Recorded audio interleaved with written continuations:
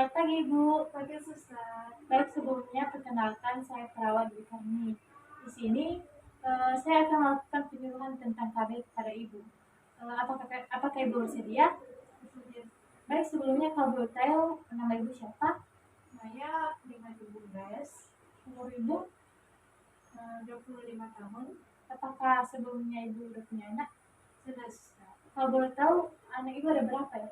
2. Oh, baik Ibu, sebelum kita masuk ke inti permasalahan Ibu, di sini saya akan menjelaskan apa itu KB.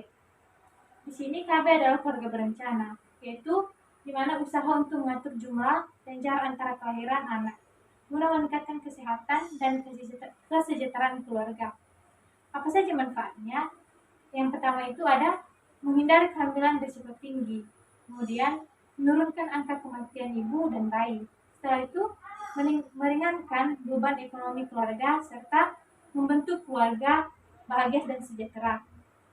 Kemudian ibu di sini ada KB itu siapa aja yang bisa melakukannya, yaitu pasangan usia subur usia 15 sampai 49 tahun yang ingin menunda kehamilan, menjarangkan kehamilan atau mengakhiri kehamilan. Kemudian ibu di sini ada apa saja sih metode kontrasepsi itu? Yaitu yang pertama itu ada MAL atau metode amenorrhea laktasi. Di sini metode ini KB ini yang cocok untuk ibu nifas. Yang pertama syaratnya itu menyusui bayi secara eksklusif setelah melahirkan, hanya ASI secara penuh, teratur dan sesering mungkin. Kemudian ada sebelum haid dan efektif hanya sampai 6 bulan. Baik, di sini ada kondom. Yang dimana keuntungan dari kondom ini yang pertama itu efektif bila digunakan dengan benar, tidak mudah didapatkan dan mencegah penyakit menular seksual.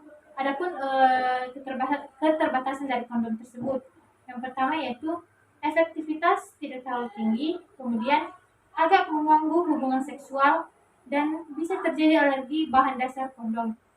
Kemudian ibu di sini ada tentang pil KB. Pil KB ini efektif bila digunakan dengan benar, kemudian tidak mengganggu hubungan seksual dan harus diminum setiap harinya. Kemudian di sini ada KB suntik. KB suntik ini efektivitasnya tinggi, efek samping sedikit, tidak mengganggu hubungan seksual dan terhadap hubungan seksual. Baik ibu, di sini ada implan atau susu KB, yang dimana implan atau susu KB ini dipasang di lengan atas bagian dalam.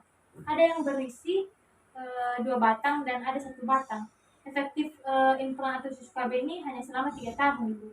Kemudian implan atau susu KB ini mengandung hormon progesteron, kemudian tidak mengganggu hubungan seksual, tidak mengganggu produksi ASI, dapat dicabut setiap saat sesuai yang diinginkan. Kemudian dapat terjadi perubahan pada pola haid, kemudian dapat terjadi perubahan berat badan. Kemudian ibu, di sini saya akan menjelaskan tentang IUD atau intrauterine device spiral.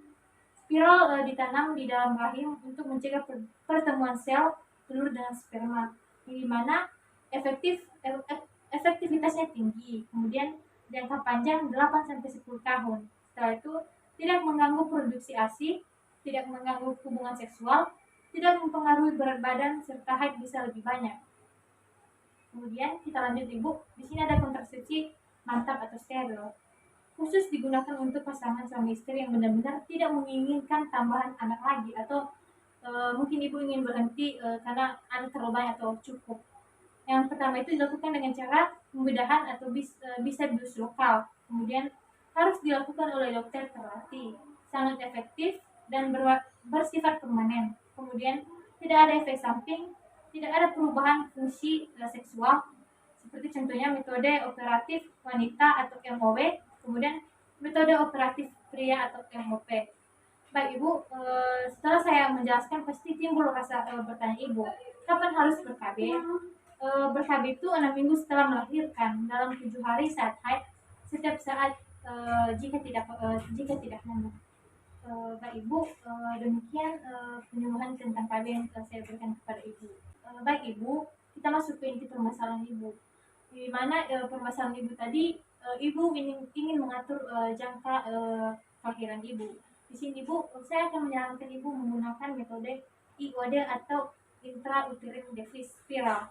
Yang di sini karena metode ini tidak mengganggu produksi ASI ibu, tidak mengganggu hubungan seksual yang mungkin ke depan ingin dilakukan, kemudian tidak mempengaruhi berat badan serta haid bisa lebih lancar. Kemudian efektivitas dalam melakukan metode ini sangat tinggi, jadi tidak bersifat permanen kepada ibu.